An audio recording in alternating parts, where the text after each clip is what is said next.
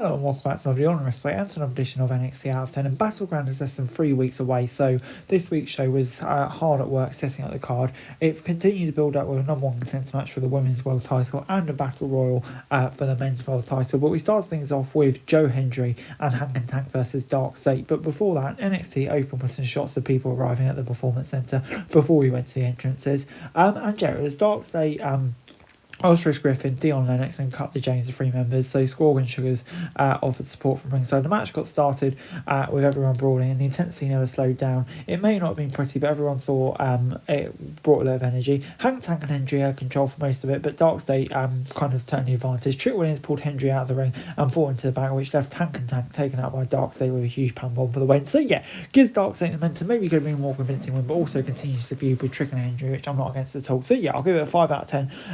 An interesting start. Before we got Sol Rooker against accompanying Zarya to the ring for her match against Jada Parker. As soon as the bell rang, Parker hit a drop kick. Zarya then brushed it off and started pushing Jordan around. Once she realised going right at her mistake, Jordan began to use her speed and agility. Both women unloaded on each other with some stiff chops to the back. Both women then played to their strengths throughout the contest and seemed to have a decent amount of chemistry already built up. This was an especially good performance for Jordan, who used to raise her level to match Zarya's aggression. Both women went crashing through the barricade when Zarya hit a spinner and paved the way for her finisher for the win. So yeah, this was good stuff. I'll give it a 6 out of 10, a solid match and the right result.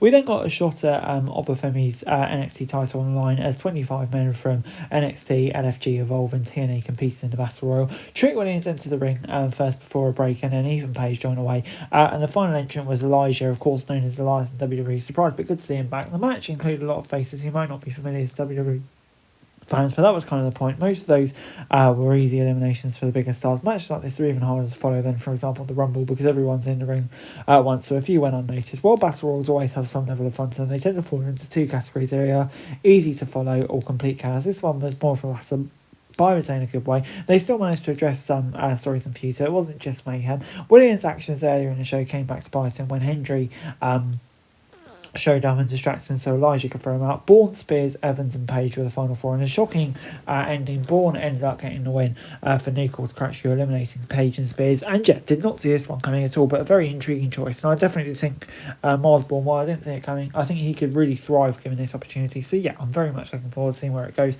and should be an intriguing match. 7 out of 10.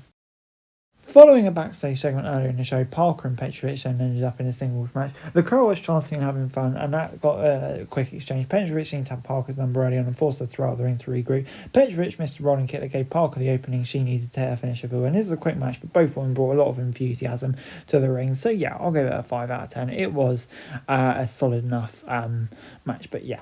Nothing really more to show for it. But moving on then to the main event, Julia versus Jordan Grace, a number one contenders match for Stephanie Vickers NXT Women's title. The Beautiful Madness backed the Juggernaut into the corner when their first exchange, but Grace turned the tables and unloaded on her rival with a series of forearms. Despite being at a significant disadvantage in the strength department, Julia never looked like an underdog. She used aggressive offense and taunts to not only keep up with Grace, but also not to control the action more often than not. This started as a hard-fought match and only got more intense as it went. Grace secured the win by hitting a finisher for the pin, making the number one contender for Vickers title. The champion then came out to confront her challenger at the end of the show, and yeah, this gets 7 out of 10 for me. A really good match, and I think for me, yeah, the right result. And overall, NXT this week gets a 6 out of 10 from me. I thought, it's definitely a building episode towards Battleground, but quite a lot of stuff down there. They're a lot clearer on kind of the matches that we're going to see. So yeah, on the whole, I thought most of the action we got was pretty decent as well. So yeah, I'm going to give it a 6 out of 10. Hey guys, that's it for this video. Thanks very much for watching. Remember to like, share, subscribe,